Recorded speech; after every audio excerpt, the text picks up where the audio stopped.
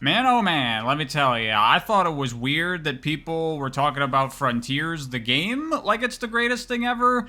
But even stranger than that is seeing people talk about the story of this game, like it came in and saved Sonic and fixed all the problems and it did everything amazingly well and it's one of the best Sonic stories ever told.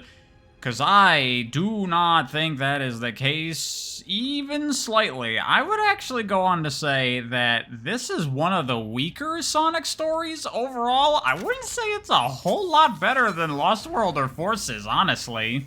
I don't really think anything in this game's story works in any capacity, and I don't really like anything about it. So, that's your tone setter for what this video is gonna be like. I guess the first thing to talk about with Frontiers is that we have another English-written Sonic game, though it is not Pontac and Graf, those two are out, and Ian Flynn is in. And when that was announced, many a Sonic fan were overjoyed to hear that. But personally, I was the opposite of that. After reading the bit of the Sonic comics that I did not like his work, and I was not excited to see him writing the games. I was very worried about it, and all of my concerns came to fruition, as if you've watched my video on the Sonic comics, basically everything that I take issue with in Ian's writing there applies here in Frontiers. The one thing I think is very important to point out is that either people that like or hate the story of Frontiers, I see so many people heaping all of the credit and or blame on Ian Flynn, saying he wrote an amazing story, or he wrote trash, or whatever you think. But keep in mind that this writing situation is exactly the same as it was with Pontac and Graf. Ian did not come up with this story. This is not his story. It's Sonic Team that came up with the premise and the ideas here, and then Ian writes the script. So while there is a lot here that Ian would have been responsible for, there's probably a lot of stuff in this story that he had no say in. But to get into things now, fortunately for me, there's not really that much going on in Frontier's story. The game might have like an hour and a half of cutscenes, but it's really only got like 20 minutes of story that's stretched out as far as it can possibly go, which results in some big pacing issues and problems that I've talked about in other Sonic games. Frontiers is like the worst offender of the story progressing very slowly, very little happening at any given moment or during a particular cutscene. And this isn't like in the comics where I would say nothing is happening because nothing meaningful is happening. It's like just actually no, nothing is happening throughout many of these cutscenes, so I'm gonna be kinda getting to the point here and we're gonna be glossing over a lot of things. The gist is that the Chaos Emeralds get drawn to this set of islands, the Starfall Islands, and Eggman is involved, and our Sonic characters go to investigate it, but on their way to the island, something happens, and they all get sent into a portal. And Sonic manages to escape from the cyber world that he got sent into, but he was separated from his friends, so he has to go and find them. Fortunately, there's this magic voice lady, who in English is voiced by the same actress who plays Amy, which I found very distracting. And she tells him that the way to free his friends is to kill all the Titans and release the seals or whatever. So that's what Sonic has to do. He has to beat all these big robot things, but they're too tough, so he has to get the Chaos Emeralds to take them on. And that basically becomes the flow of this story. Sonic goes to an island, collects the Chaos Emeralds while interacting with his friends, and when he has them all, he takes on the Titan and moves on to the next island. And each of these islands kind of tries to tell its own little character story with the Sonic friend associated with it. So I'm going to go over each of these individually, and then we'll come back and wrap around for the greater story once we get toward the end of things. First up is Amy. When Sonic finds her, she's this cyber ghost thing, and they have to try to find a way to restore her back to normal, and presumably destroying the robots like the voice lady told him is how Sonic thinks he's gonna do that. So he and Amy start looking for the Chaos Emeralds, but already I want to take a pause and talk about the characterization and the writing and the interactions between Sonic and Amy here, because this is just an extension of stuff I talked about in the Sonic comics, of how these are really not how these characters are, these are not how they interact, this is not how they talk to each other. This is all just wrong. And with the comics, I was like, okay, whatever, they're the comics, I don't care. But now we're in the games. Now these are supposed to be the same characters from the games, and they're just not. In the exact same way that when Pontac and Graf took over, all the characters transformed into different people, they have once again transformed into different people. They're still not the characters they used to be, they're just other characters that are not who they used to be.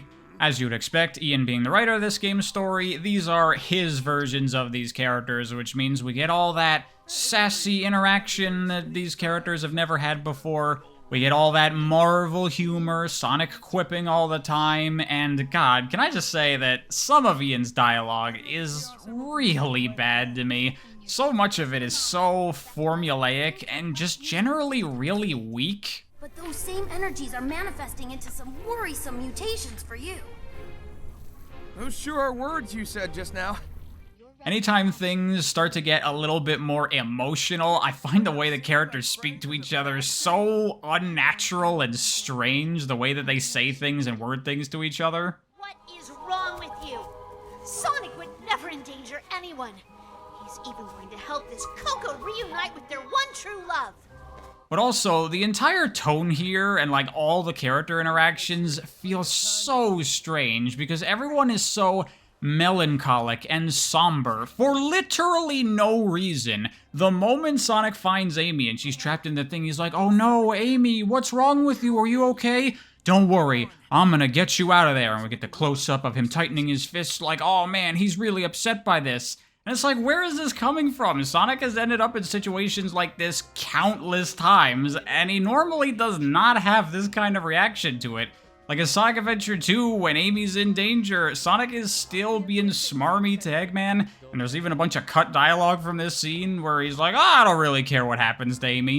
And I certainly don't recall in, like, Sonic Rivals, when Amy is captured and turned into a card, Sonic being like, Amy's in trouble, we gotta save her, she might be hurt.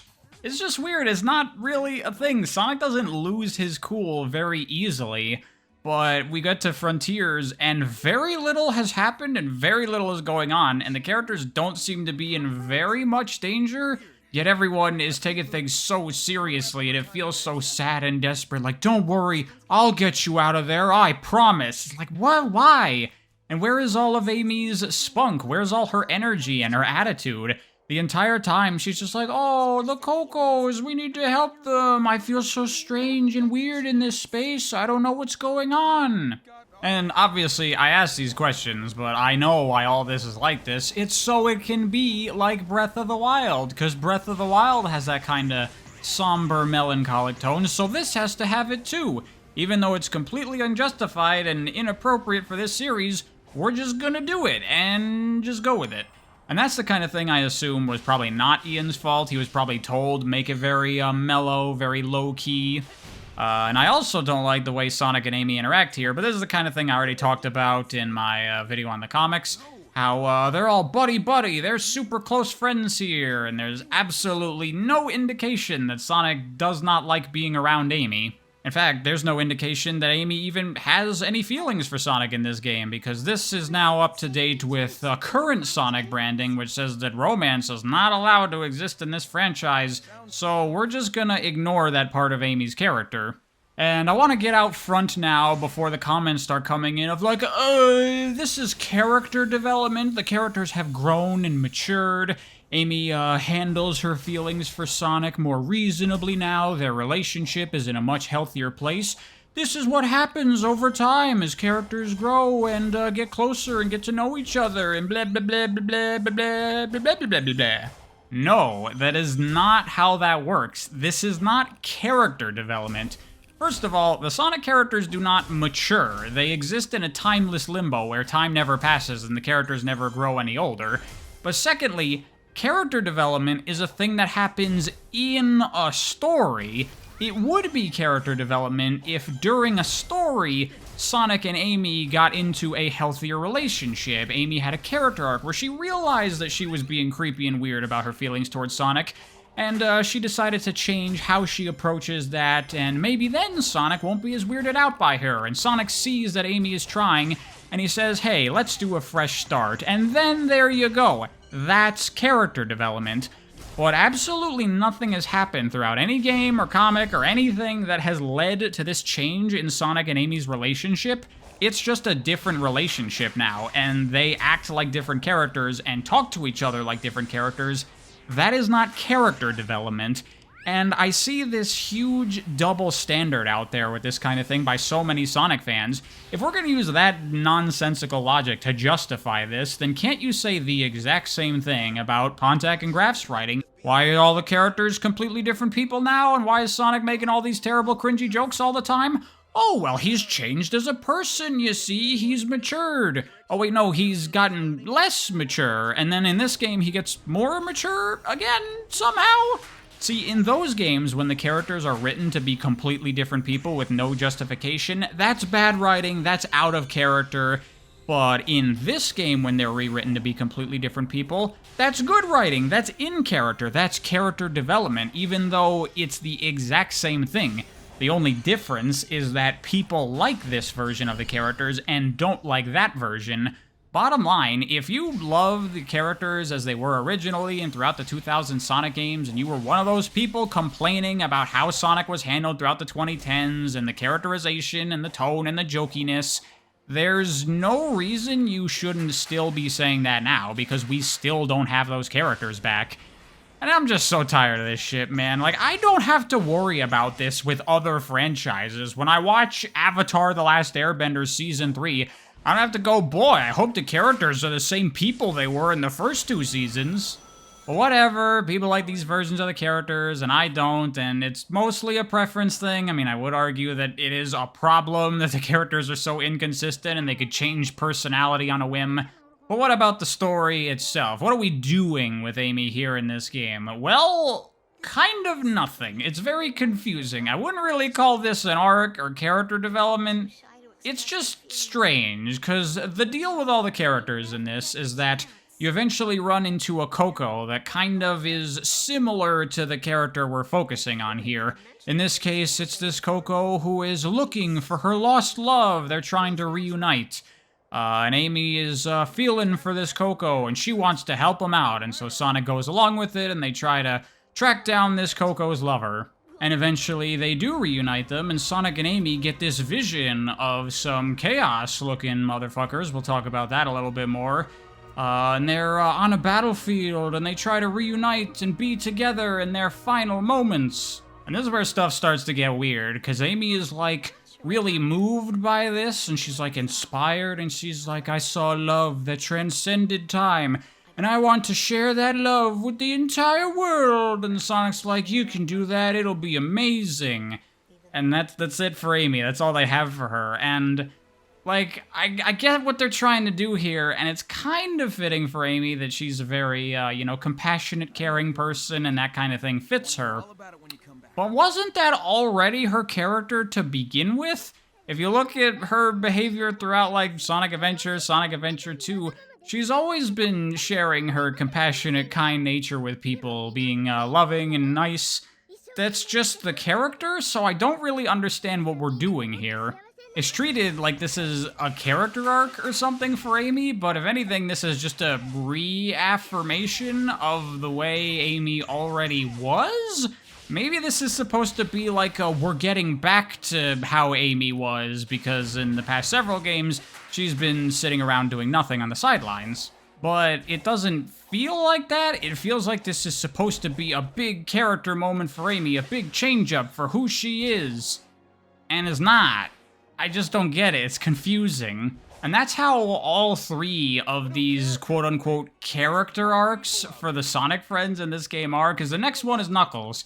And his deal is that he finds a group of Coco that are like little soldiers in a platoon, and they're trying to defend their home from invaders, and here's where we get teased a little bit more of what's going on, that apparently the race that used to live on these islands was wiped out long ago, and that makes Knuckles think of, you know, his own race and how they were wiped out, and how he's the last echidna.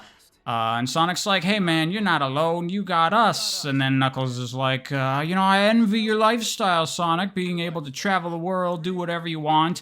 And Sonic's like, hey, you can do that too, man. And Knuckles is like, yeah, maybe I will when this is all over. I'll take a break from guarding the Master Emerald and go on some of my own adventures. And again, it's like, what about the last 25 years of Sonic games in which Knuckles has left his duty of guarding the Master Emerald to go on adventures with Sonic? What is this? I don't understand. It feels like it's supposed to be a justification for Knuckles leaving the Master Emerald unguarded in the future, but it's a little too late for that because it's already been done like 30 times. Why are we bothering to explain this now, and why are we pretending like all the previous times it's happened haven't happened? I'm very, very confused. And this isn't even a situation like Sonic Unleashed where I can accept these things as just, this is an isolated one-off story detached from everything else, and they just don't care. Because boy howdy does this game care, and it wants to tell you how much it cares about the Sonic lore and the history in the world, because these characters are constantly fucking making references to Sonic characters and events from previous games, mostly for no real reason. And I get it, you want to be like, look, it's all one thing, it's all connected, we didn't forget about all that stuff. But it is incredibly forced, and it's so distracting and annoying. Like, it happens so much throughout this story that when I got to the Tails part and he was talking about he wasn't feeling very confident in himself, I'm like, Sonic's gonna bring up Station Square, he's going to, I know it. I know for a fact he's gonna, yup, of course he does. And so many of these references are so unnatural. Like, there is building a world and making it feel consistent and like the things that happened actually happened and making references to previous events when it's called for. And then there is obnoxious fan service where we pause the story and go, hey, do you remember Neo Metal Sonic? Okay, back to the story. It's stupid and annoying, but it also has a larger effect that really bothers me in particular, because something I like about Sonic is that I've always gotten this vibe from it, that the franchise is kind of like Indiana Jones, where most of the games are like one-off isolated adventures that have an arbitrary amount of time between them. Like in the original manual for Sonic 2, it doesn't say that it takes place right after Sonic 1. It says that when Sonic was off on another one of his adventures, and I like to think that for all we know, it could be years between the events of Sonic 1 or 2. There's nothing that says it couldn't be. And I imagine Sonic traveling the world all the time, going on all kinds of adventures that we just never get to see. We only get glimpses at some of his adventures, but when you have the characters constantly referencing only things that we know of from the games, it makes it feel like nothing has ever happened in this world besides the events of the games. And of course, to that, the question is, well, what do you want them to do? You want them to reference characters and events that we don't know anything about? No, obviously not. That would be weird. The correct solution to this problem is to not obnoxiously reference stuff all the time for no reason. Not to be mean, but it kind of feels like this sort of stuff is done really carelessly. Like, oh, I'm gonna make fun references to the past Sonic games. The fans will get a kick out of that. And not concerning yourself with how that reduces down the imagination space of what Sonic is and what it could be. So that annoys me, but getting back to Knuckles, another thing that annoys me is the fact that he's even here at all. What's the deal with that? He didn't come here with Tails and Amy. Well, that's where the Prologue animation thing that they made comes in to explain why Knuckles is here. Turns out he found one of the cyberspace portals in Sky Sanctuary on Angel Island, and that's weird, this technology being here instead of on the Starfall Islands. Oh, mystery. And once Knuckles interacts with it, he accidentally gets sent to the island, and this is all fine, and there's a lot of cool animation here of Knuckles fighting robots and stuff, but it does kind of annoy me, and I've talked about this before, about how the universe revolves around Sonic. Like, theoretically, there is a possibility that Knuckles could have found this before the events of even Sonic 3, and then he would have been stuck on the Starfall Islands for who knows how long, years? But, you know, it just so happens to be that he finds it right as Sonic is arriving because he's a Sonic character and that means his existence revolves around Sonic. And I just find those kind of coincidences in writing really lazy. It would not have been that hard to better justify this. The Master Emerald somehow signaled Knuckles. Maybe he's the one that led them to these islands? Something? I mean, I guess it's better than just completely ignoring the fact that Knuckles is the Guardian of the Master Emerald like so many previous Sonic games do. Considering how the creators of these games clearly don't give a fuck about that stuff, I like to imagine that this animation exists thanks to Ian Flynn, where they're like, so we'll also have Knuckles on the islands as well. And then he's like, shouldn't Knuckles be guarding the Master Emerald on Angel Island? And they're like, the what? Oh, yeah, that stupid thing. I don't know, make up some crap, who cares? He gets to the island somehow. I mean, I'm just being jokey and cynical there, but I wouldn't be surprised if that's how that played out. Anyway, so that's Knuckles' non-character arc, and then Tails' non-character arc is also weird. His deal in this game is, like, trying to address the fact that he's been inconsistent and shittily written in previous games. Tails is like, Sonic, am I a burden to you? Every time something goes wrong, I panic and I hide and I'm always on the sidelines. I'm useless, I can't do anything. And then Sonic is like, don't be like that, Tails. Remember, reference from previous Sonic game and reference from previous Sonic game. You've done so many amazing things. But then Tails is like, yeah, well, during the Infinite stuff, I was cowering and useless. If anything, I'm really inconsistent. And you're like, boy, howdy are you. All you fuckers are. But then Sonic tells him that it's fine. You have your strong points. Everybody needs help every now and then. You can't be on the ball all the time. You're still growing up after all. And then after that pep talk, Tails is like, I think I need to go it alone for a while and realize my potential. And Sonic's like, man, you're growing up so fast, buddy. And again, I find this weird because these characters exist in timeless limbos where they don't grow up. But also, this whole thing with Tails, this is like the best of these non-character arcs in this game. But I still find it really weird because it's not like a conflict that the character is dealing with. It's addressing the real-world inconsistency of how the character is written and trying to address that and sort of, like, apologize for it. And this doesn't really work for me. Like, Ian did the same thing in the IDW comics with Shadow and the Metal Virus, where he gets infected because he's stupid, and then at the end of the story, he's like, that was unacceptable of me. How could I make a mistake like that?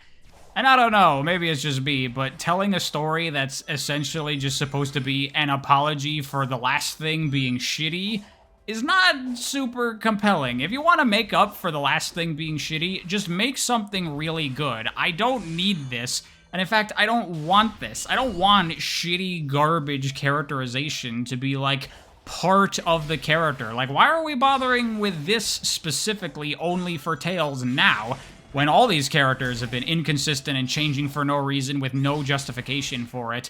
It's only because the community complains so much specifically about Tails cowering in forces, and I find that really weird to be, like, overreactive to just giving the community what they want rather than just telling a story you want to tell.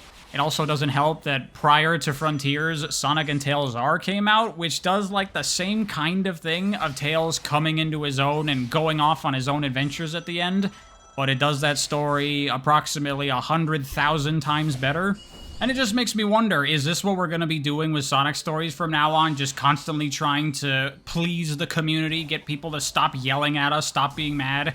Like how romance is no longer allowed in Sonic, so Amy's feelings for Sonic are gone, and some people are really upset about that. Are we gonna get a story in the next Sonic game where Amy is like, Sonic, I don't know what to do. My feelings for you were such a big part of who I was for so long, always chasing after you. It was great.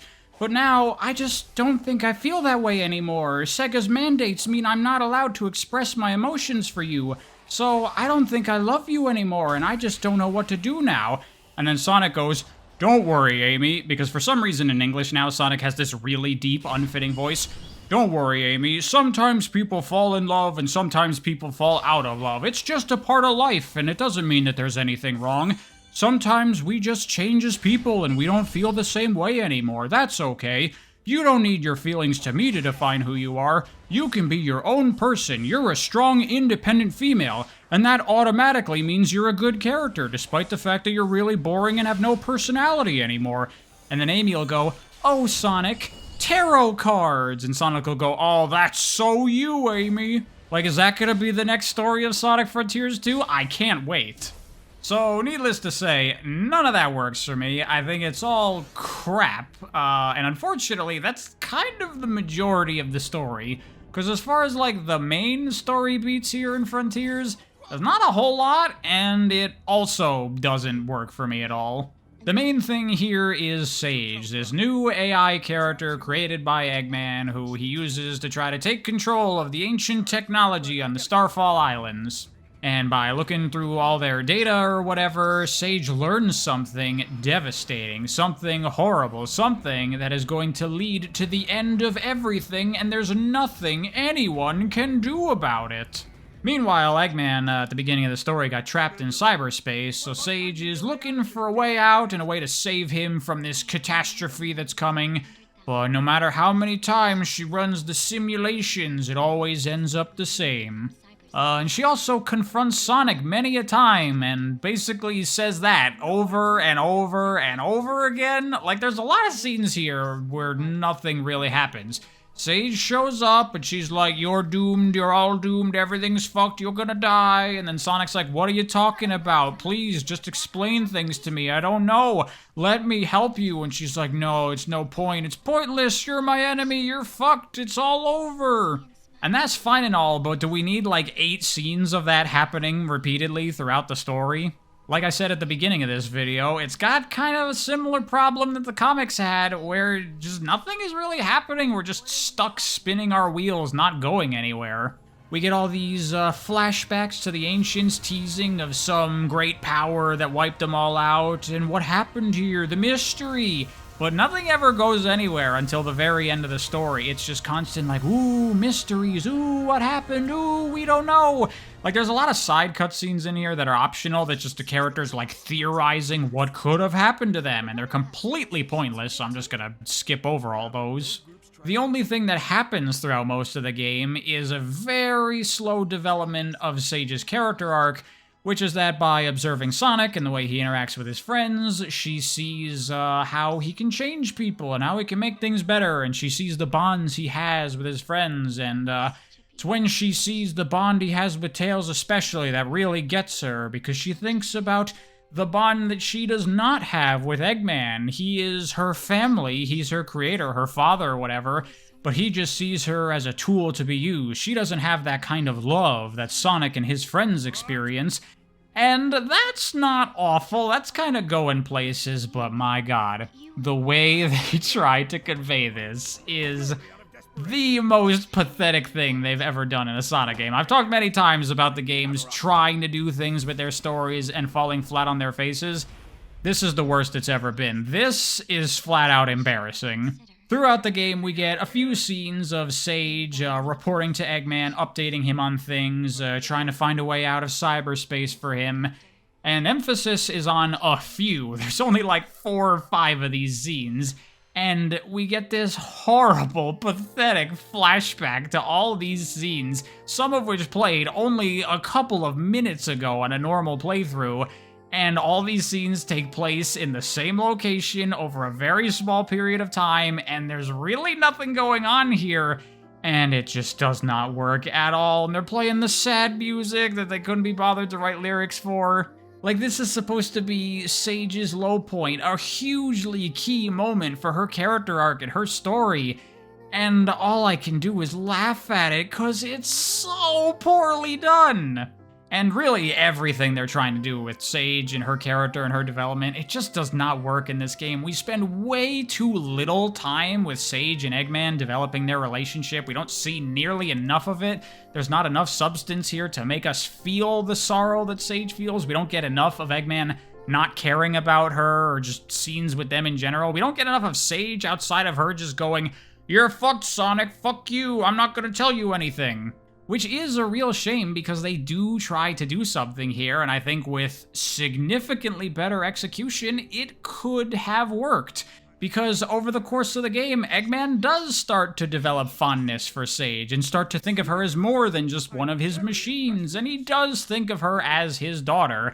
And that's ultimately where her character ends up, is that she feels the love of Eggman as her father figure. You know, that love that Sonic and his friends feel for each other, she thought she didn't have that, but really, she did. And, like, you know, it's trying to be a story of, like, a family, a child who believes their parent doesn't love them, and discovering that they do love them, but also the parent learning to love their child, even though it's technically not their child. You know, it's an artificial creation, but you can interpret that as like an adopted child or whatever, learning to love something like that. It's like, hey, there's something there. There's some substance. They're trying to do a thing. This is how you know that Ian Flynn didn't come up with this story. But sadly, it just doesn't work. And because of that, the character really just doesn't work. They tried to do something that maybe could have been good if it was done well, but also I kind of, on principle, don't like doing this kind of thing with Eggman, because we're treating Eggman like more of a real person here, and that's not the character. Eggman, very much like Sonic, is a metaphorical character, whereas Sonic represents nature and the good of people. Eggman represents humanity's harm to the environment, and generally just the bad of people. What he does specifically matters less than the ideas of what he does. I remember once seeing an interview with Yuji Naka where he talked about Eggman is a character that is what humans look like from the perspective of nature. Because what do we do to nature? We fuck it up horribly. In case you didn't know, the meteor that wiped out the dinosaurs was only one of 5 extinction events that wiped out most life on planet Earth. But many scientists today believe that right now we should classify this as the 6th extinction event directly caused by human activity. And Eggman is supposed to represent all of that stuff. He's not a human, he is humanity. And this is why I don't like the idea of exploring stuff like this kind of fatherly connection with Sage, or like in the comics, that idea of like, maybe one day Eggman can turn good, because that's treating him like too much of a person. Trying to get Eggman to turn good is the same thing as saying, maybe one day humanity as a whole will stop doing bad things and stop fucking up the environment. It's not gonna happen. That's the whole point of what the Sonic series is trying to say. Bad people are always going to be out there doing bad things, and we need good people out there to stop them and correct that and keep them in check. So this whole thing with Eggman and Sage is a total flatline, does not work. None of the character arcs for any of the other characters works. And even the core premise stuff I don't think works either, because we get all the teasing of the ancients and all what happened long ago. They were wiped out by something. And eventually we finally get all the exposition telling us exactly what happened. The ancients are aliens from another planet, and get this, the Chaos Emeralds are originally from their planet, but they were chased by this ultra-powerful space cosmic entity thing. And their planet was destroyed, so they came to Earth, where the Master Emerald was already on Earth, or not Earth, Sonic's world.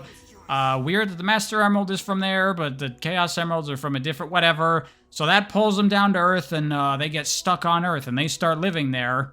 But it turns out the evil entity followed them, so they try to defend themselves. And I find this very weird, because in the shot when they're escaping from their planet, we see it fucking annihilate their whole planet in one shot. But then they have like these little barricades set up, and it's shooting like these tiny little lasers. Like, why isn't it just destroying the entire planet like it did with their planet? Anyway, the Titans are robots built by the ancients to fight off this ultimate evil, but it's too powerful. They can't kill it, so instead, one of them decides to seal it inside of him and then trap him in cyberspace, just like Ganon at the end of Ocarina of Time. But in the process of trying to free Sonic's friends, he has been releasing this ultra-powerful entity, and it's gonna break free soon, so everyone needs to work together to stop it.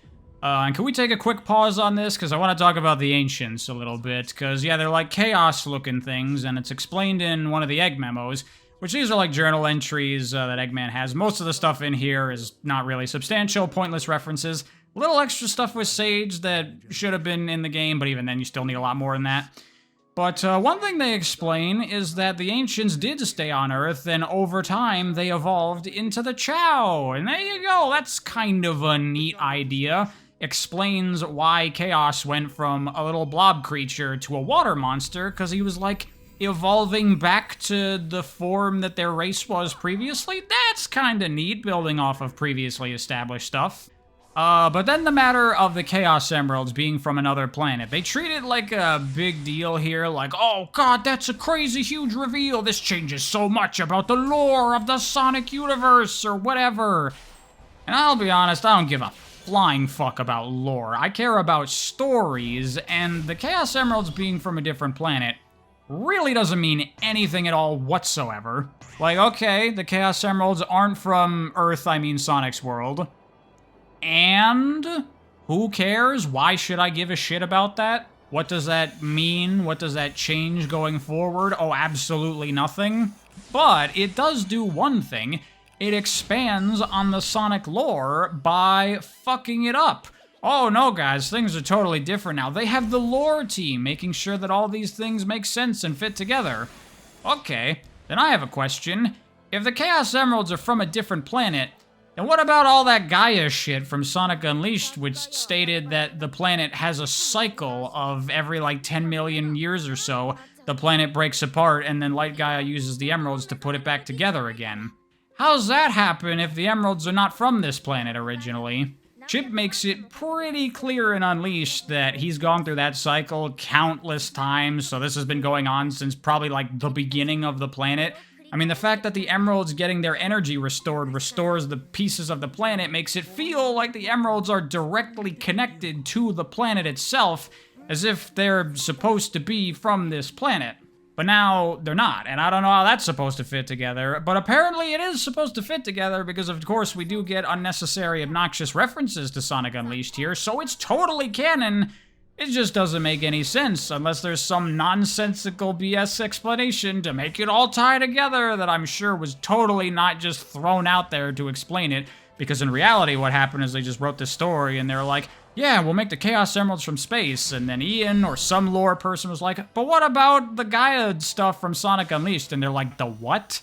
Whatever, fuck it, who cares? No one's gonna remember that, it doesn't matter. And thus, we get the story that we find in Sonic Frontiers. Trust me, guys, things are totally different now. They're really putting in an effort to make a consistent Sonic canon. I promise. So anyway, back to our characters. They gotta stop the evil entity thing. But throughout this adventure, as Sonic has been freeing his friends from their cyber prison cages things, he's been taking on this cyber corruption. It's been getting worse and worse. And this is the moment when it finally is too much for him and he's completely consumed by the cyber corruption. Oh no! Oh my god! Sonic is totally done for! But of course you're like, I'm a Sonic fan. I know how these things work. All of our friends are gonna work together to save Sonic. It'll be just like 06. Are we gonna get like playable characters of everyone else and they're gonna go in cyberspace and do these levels to get pieces of Sonic's broken... Oh no. They just hold hands and go, we're friends, and that restores Sonic. Okay, why did we even have the cyber corruption to begin with? It's really pointless. All it does is lead to this moment where Sonic has finally freed all of his friends, but now he's cyber corrupted, so they sacrifice themselves and go back to being digitized to uncorrupt Sonic. So that accomplished absolutely nothing except for creating a bunch of forced unnecessary drama. You could have just not had the cyber corruption, and by this point in the story, it just Sonic's friends still weren't free because they had to take out the final Ultra Boss Final Titan thing, and really doesn't do anything or have any reason to be here. It's just a thing that happens. Yeah, this game was definitely written by Ian Flynn, that's for sure. And then Sage convinces Eggman to work together with Sonic because in all of her calculations, the one where they team up is one possibility she never considered. Maybe that's the way that they can escape their impending doom. So Sonic and Eggman team up, quote-unquote, even though this is very much a Sonic Friends Bad Sonic game still. Despite the fact that they have a larger role in the story here, it's still everybody else standing around doing nothing while Sonic does everything. They're supposed to be helping Sonic get the Chaos Emeralds, but you never see any of that, we never feel any of that. You just get all the Emeralds of Sonic here, and then at the end Eggman's like, I got the last one, and that's the extent of them teaming up. But once Sonic gets all the Chaos Emeralds, of course he goes on to fight the final Titan, which is what the final boss, ultimate bad guy, is sealed inside of. I guess now we'll talk about these Titan fights, because this is a big epic thing that people really love about Sonic Frontiers. These fights and all the cool animations and the music and stuff. And it's all fine, but as a veteran of action games and cool anime and shit, I have seen this exact kind of thing done multiple times much, much better through watching various Trigger anime, through playing games made by Platinum. Fuck, even Kirby games kind of do this shit better a lot of the time. Really, that's a lot of what Sonic Frontiers is. It's a lesser equivalent of something that you can get elsewhere in almost every respect.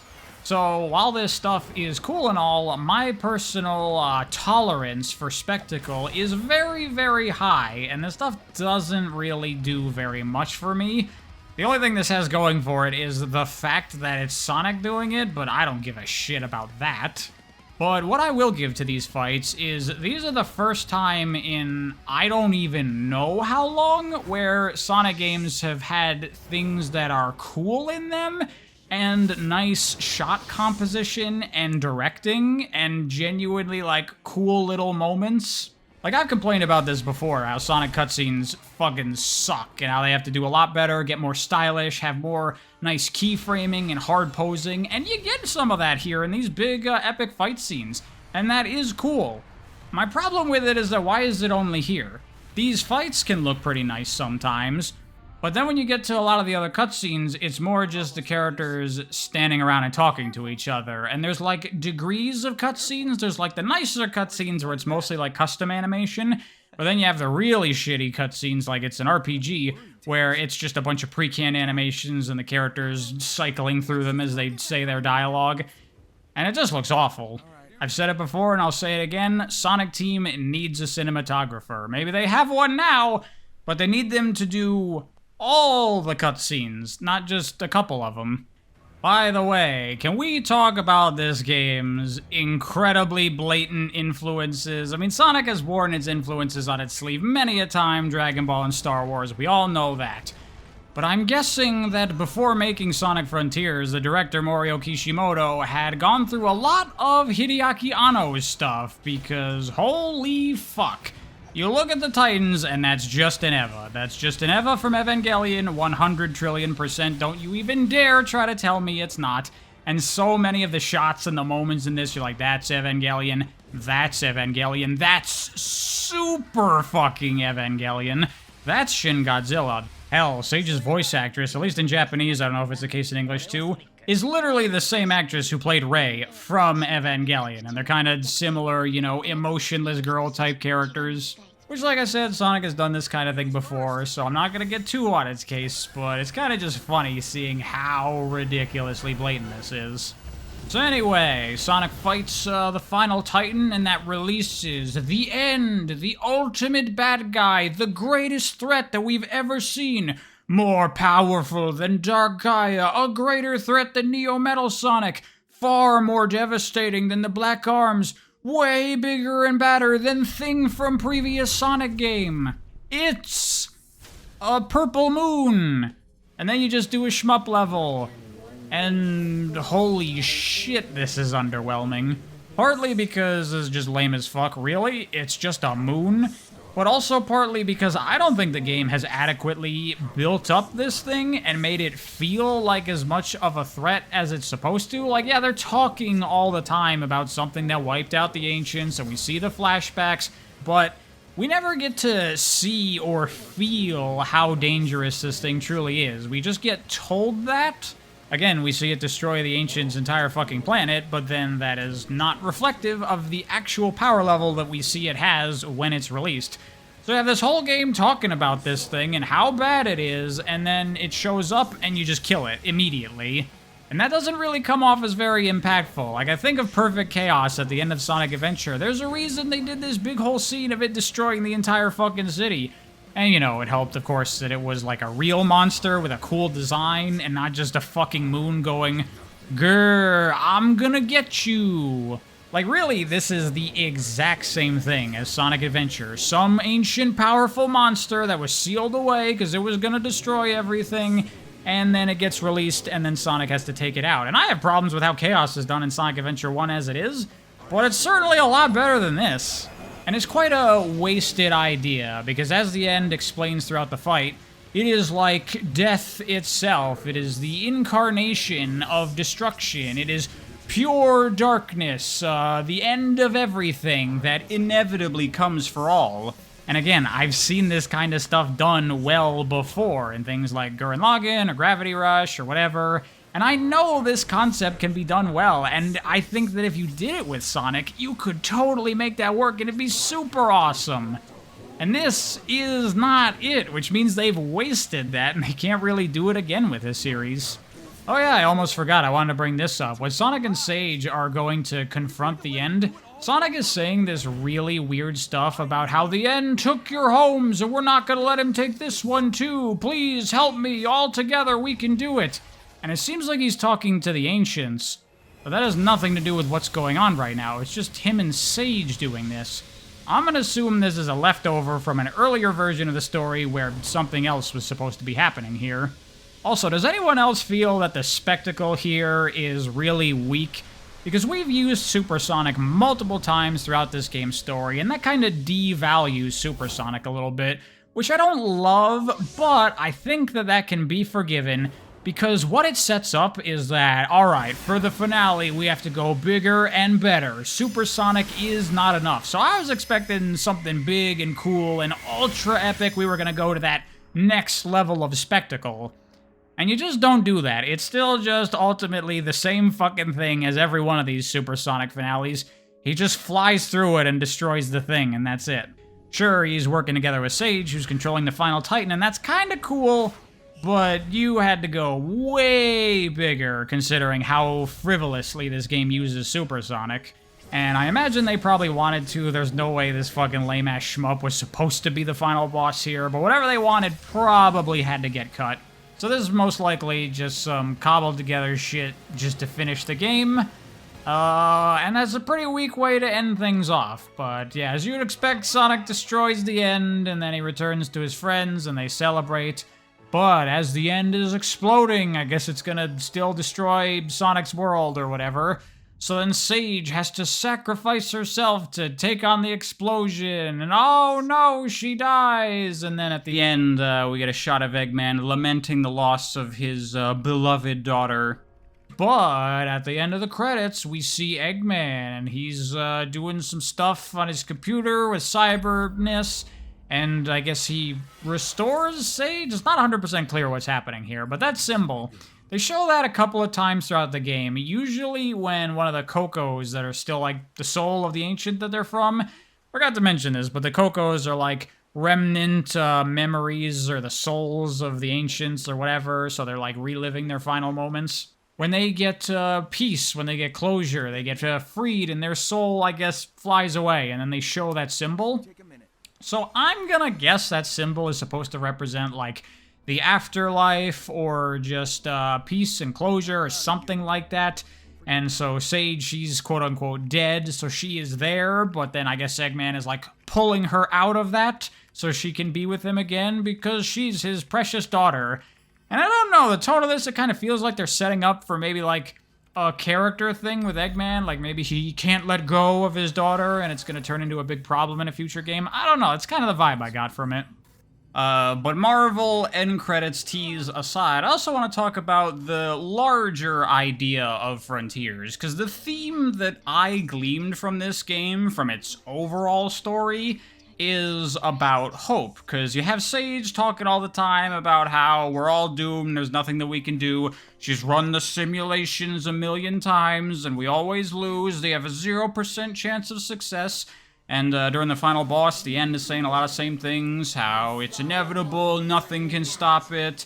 And, you know, of course, Sonic defies the odds and he manages to win the day. So I see that as like, you know, hope overcoming everything. Doesn't matter how bad things look. If you hold out, then there's always a way that you can make things work. The way that once Sage convinces Eggman to work with Sonic, that's when she starts to think that they might actually have a chance. And that is some grade A Sonic storytelling type stuff, but this too, I feel, really doesn't work here, because similar problem to what was in the comics with Ian's writing, Everyone is so confident that everything's gonna work out and be fine. Like, you literally have scenes where Sonic and Sage are just chit-chatting, and he's talking about how, you know, if you just let me help you, I've helped many people in the past, I can help you too. You know, things might not look so great, but by the end of this, I'm gonna make something amazing happen, I always do. And when you have the characters in the story aware of how this franchise works, it completely deflates all tension that you could buy into this story. Like, have you ever heard of suspension of disbelief? As an audience, we know that everything is gonna work out. Most conflicts in most stories are kinda hollow, because you know that the heroes are gonna succeed at the end. But you let that slide because it's a story and you want to be engaged and feel the stakes of what's going on. But when you have the characters themselves undermining the tension, then how on earth are we supposed to feel like there's any threat at all?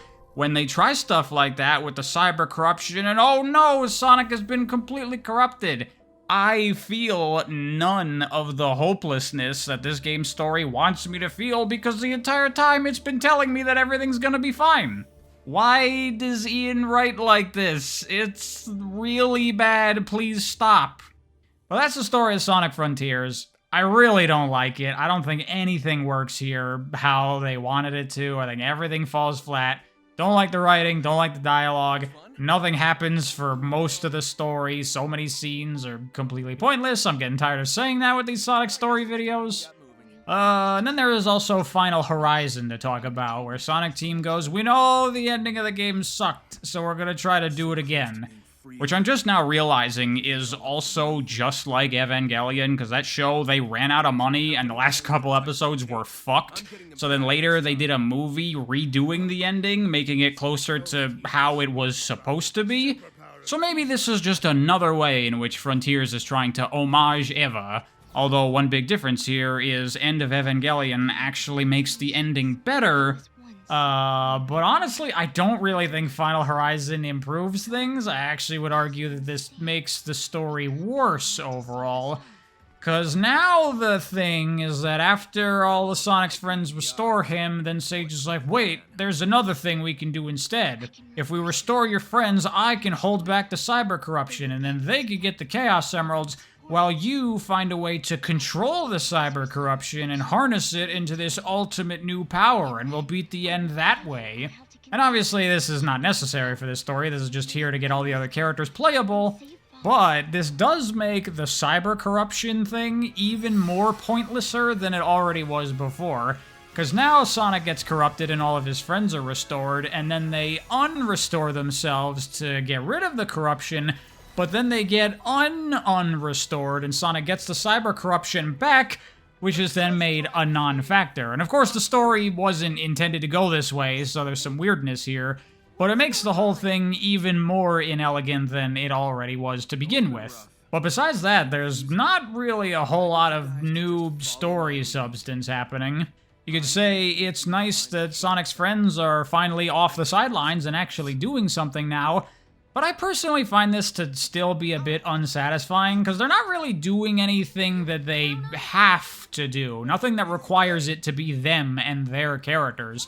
They're just getting the Chaos Emeralds, which we literally know Sonic could just do himself, because we've seen it in another version of this story. And they're only needed for that due to an artificial ticking clock that doesn't really feel very threatening. So while this might not be Sonic Friends bad, it's not that much of an improvement, in my opinion. But while Sonic's friends TM are getting the Chaos Emeralds, Sonic needs to climb the 4 towers to meet with the Cocos of the 4 ancient pilots who fought the end originally in the Titans. And a really hilarious thing is that when you go to the 4th one, the one in Supreme that at this point in the story is still over there, unkilled, containing the end, Sonic goes, how are you here right now? Shouldn't you be over in Supreme? And he literally goes, it doesn't matter. Like, holy shit, man. That is the ultimate writer just saying, shut up, don't think about it, I know it doesn't make sense. So Sonic gets the approval of the 4 ancients, and that contains the cyber corruption, and then he goes to the Master, who allows Sonic to utilize that energy now inside of him. And they get the Chaos Emeralds, and now we go and face Supreme. But now things are different. The moon shows up and it just powers up Supreme and it goes all bestial and Sonic has to fight it, but Super Sonic isn't enough. This is a little bit more like it. This is what I'm talking about. Sonic now uses the cyber corruption power to become Super Duper Sonic, which in traditional Dragon Ball fashion is really no different than Super Sonic, other than that we just say it's more powerful. I'm not a fan of the Super Cyber Sonic thing they do here, because it doesn't really have the subtext to it that you normally get in these supersonic finales.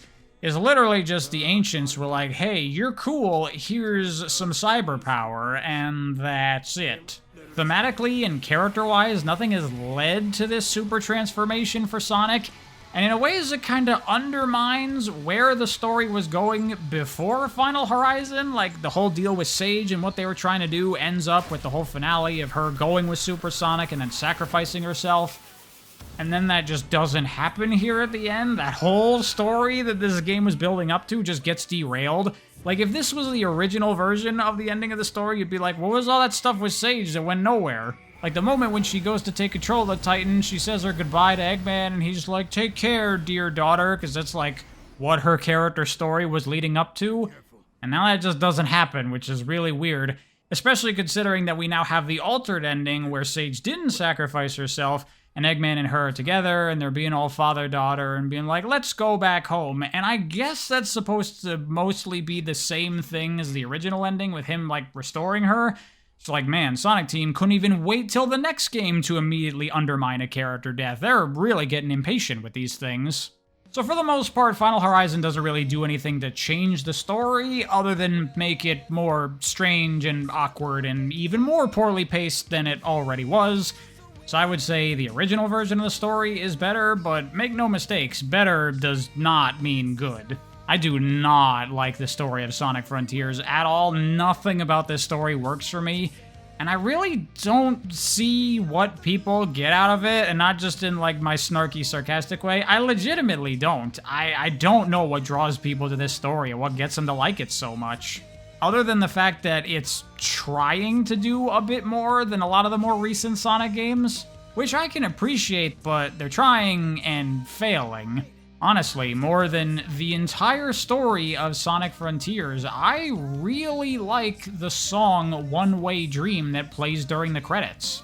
Knowing what it is, the fact that it's a message from Sonic Team directly to the fans, and it's basically an acknowledgement that they have screwed up a lot, and so many Sonic games have had all of these problems, but how they're not gonna give up, how they still want to keep going, how they still believe that they can do something great with Sonic, how the passion and the love of the fans is what motivates them to keep going, even despite the fact that Sonic has been turned into a mockery. This song is really genuine and heartfelt, and I'll be honest, when I first listened to it, it actually got to me. It moved me emotionally, which is something I've seldom ever felt for anything related to Sonic. Which is why it is a little unfortunate that I feel the song is a bit unearned, because one of the things the song is, like, trying to say is, like, yeah, we've screwed up a bunch, but look at this game we made, and, you know, the game was very well received and it sold very well, but I personally feel this game isn't really that much of a step up from the typical Sonic Team fare. I love the sentiment, I love what they're trying to say here, but as the song says, this is a relationship built on trust. And at this point, my trust, my faith in Sonic Team is almost completely gone. How many decades of screw-ups does it take for it to be okay for me to say that I don't think that this developer has what it takes? How many mistakes need to be made before I can say I don't think they're ever going to get it right? For me, Frontiers was not the game where I finally went, Sonic is back. Frontiers was the game where I finally realized that I have to abandon hope of Sonic ever getting on track and just make do with whatever they give us. This is why I say I don't care about the canon. I've given up on the idea of ever seeing the real Sonic characters again. I don't think they're ever gonna get the 3D gameplay right. I think they're gonna hold on to all these terrible design principles that they've been using forever. I'd be very surprised if we ever saw a Sonic story that fully utilizes all the potential this series has and does it in this fantastic way. I'd be even more shocked if there was ever a Sonic game that I could say is one of my favorite games of all time. I just don't think any of that is going to happen, and it's quite depressing because I know that Sonic could do all of those things and be truly remarkable, but I'm not holding my breath for it. At this point, if I get a Sonic thing that's just enjoyable, that's good enough for me, I'll take it. And if it somehow feels like Sonic or realizes some of the potential of Sonic, that's a nice bonus. Before we go, I want to briefly talk about the Japanese version of Sonic Frontier's story, as like all the English-written Sonic games, the Japanese version is very different, but this one more so than any of the previous games. In games like Colors or Lost World, they would change a lot of the dialogue and a bit of what's going on in the scenes, but generally it would be the same story. Frontiers is crazy. They rewrite almost everything. The dialogue, the entire scenes, the whole conversations people will be having is not just like altered a little bit. They are having different conversations, and the character arcs that all the characters go through are different in Japanese. It's so weird. And it's especially strange because I believe the Japanese script for Frontiers was done by Morio Kishimoto himself, which makes me think that if he took Ian's English script and changed it a bunch, then he must not have liked what was in the English script. Which, if you're not gonna like it, why are you even getting him to do the story in the first place? Because so much is different here. The characters are written very differently, more like how they usually are. A lot of the dumb Marvel humor has been removed. Most of the annoying, obnoxious references are gone, at least in the main cutscenes. But all the characters' stuff is different. Amy's deal in the Japanese version is that she is inspired by the Coco couple spending their final moments together and thinking about her own future and her future with Sonic, thinking that she does not want to leave things unsaid, which is weird because Amy talks about her feelings for Sonic all the time because she actually does have those in the Japanese version, interestingly. And instead of that weird, stupid shit of wanting to share her love with the world, instead, she wants to change herself and become a more refined person, someone that will finally be able to win Sonic's heart. Knuckles' story is just about him wanting to learn more about his ancestors, seeing all their connections to the ancients and everything, which is a good time to mention that all these scenes are animated to the English version of the script, and they do not work at all in Japanese anymore. So many of the cutscenes, like what the characters are saying and what they're doing, don't match up even slightly. But honestly, that's just the beginning of the problems that come with that kind of thing. I'll get to it. But Tails' deal here is really weird. He feels like he's just a follower to Sonic, that he doesn't have any of his own independence or anything, and Sonic inspires him that, nah man, there are things that I'm good at and things that you're good at, and we can do different things. We rely on each other. And then Tails is feeling confident about how there are things that only he can do. And I'm like, didn't we already do this with his character in, like, the adventure games? It's really weird. But I assume a lot of this is just taking all the, like, bad shit from the English script and going, well, that has to go. But what the fuck do we do in its place? Because we still have to work with this game's cutscenes and story framework. Because the overall main plot is still the same. It's just all the, like, character motivation stuff and thematically and story arc-wise, it's just all weird and different. Including for Sage and Eggman, this one is the biggest problem of them all. The whole Eggman father-daughter thing is completely removed here, and instead it's just Sage wants to eliminate Sonic because that's her objective. They work together because the situation is dire and they need Sonic for Eggman to survive. And that's all there is to it. They completely remove everything from Sage's character arc, which then makes scenes like her sad moment where she's crying make even less sense. This does not work at all. And even weirder than that, they only make all of these changes to the main story cutscenes. All the side cutscenes and all the egg memos and stuff are mostly unchanged, which means in the egg memo stuff, you have Eggman talking about how he sees Sage as a daughter or whatever, but then that has no bearing in the story whatsoever. And then just at the very end, she's like, oh yes, father. And you're like, what the where is this coming from?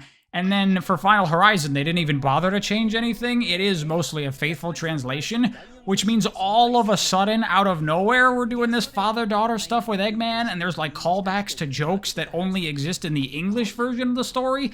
holy shit, the Japanese version of Frontier Story is actually a huge fucking mess. Normally, it's like the better version of these English Sonic stories, but not in this case. This actually fucks it up horribly. I mean, I appreciate that the characters are written more accurately, but now because they have removed all of this weird, bad character arc stuff that Frontiers was doing, it's replaced with nothing, which makes so much of it just not make any sense, and it breaks everything.